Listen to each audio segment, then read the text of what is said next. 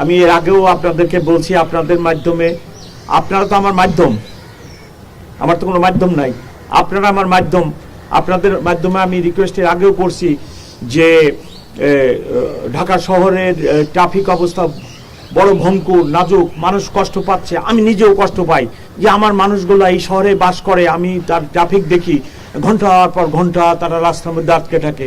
20টার লোক একটা ছোট দাবি দেওয়া নিয়ে রাস্তায় যে রাস্তা ব্লক করতেছে। আমি অনেকবার বাই দিস টাইম আমার 2.5 মাস হয়ে গেছে, 2.5 মাসে অনেকবার আপনাদের সাথে কয়েকবার আমি রিকোয়েস্ট করছি, আপনারা প্লিজ মানুষকে রিকোয়েস্ট করেন যে ছোটোখাটো দাবি দেওয়া নিয়ে আপনারা রাস্তাটা দয়া করে বন্ধ করবেন না। আপনারা ফুটপাতে থাকেন, ফুটপাতে থেকে দাবি দেওয়া আদায় করেন, বলেন, মানববন্ধন করেন ফুটপাতে, কিন্তু আপনার খুবই দুঃখজনক ঘটনা যে কোনো একটা দাবি দেওয়ার আপনারা মোক্ষম স্থল হয়ে গেছে রাস্তা যায় বন্ধ করে দিতে। একটা লোক অ্যাম্বুলেন্সে অসুস্থ আসতে পারতেছে না, একটা বৃদ্ধ লোক যেতে পারতেছে না, একটা মহিলা যেতে পারতেছে না, উত্তরা থেকে রওনা করে মতিঝিলে পৌঁছাতে 7 ঘন্টা লেগে যাচ্ছে। হরিবল কন্ডিশন। সো আমি রিকোয়েস্ট করতেছি সবাইকে আমি রিকোয়েস্ট করি, কালকে রাত্রে 10টা-11টার সময় বাড্ডা রোডে গার্মেন্টস কর্মীরা বেতন পায় না, রাস্তা বন্ধ করে দিচ্ছে।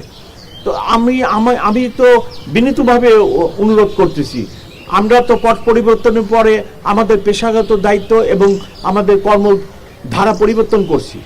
সো আপনাদের মাধ্যমে আমার রিকোয়েস্ট, আপনারা ঢাকাবাসীকে বলেন, আমি ঢাকাবাসীর পুলিশ কমিশনার, আমার পবিত্র দায়িত্ব সবাইকে নিরাপদ রাখা। ট্রাফিকও আমার নিয়ন্ত্রণে থাকে, আসে, কাজ করি।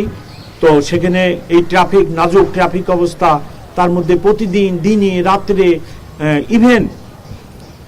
ইভেন আজকে শুক্রবার, আজকে আপনারা দেখেন কতগুলো প্রোগ্রাম, কেউ পুলিশ হেডকোয়ার্টার ঘেরাও করবে, কেউ আরো আছে কয়েকটা।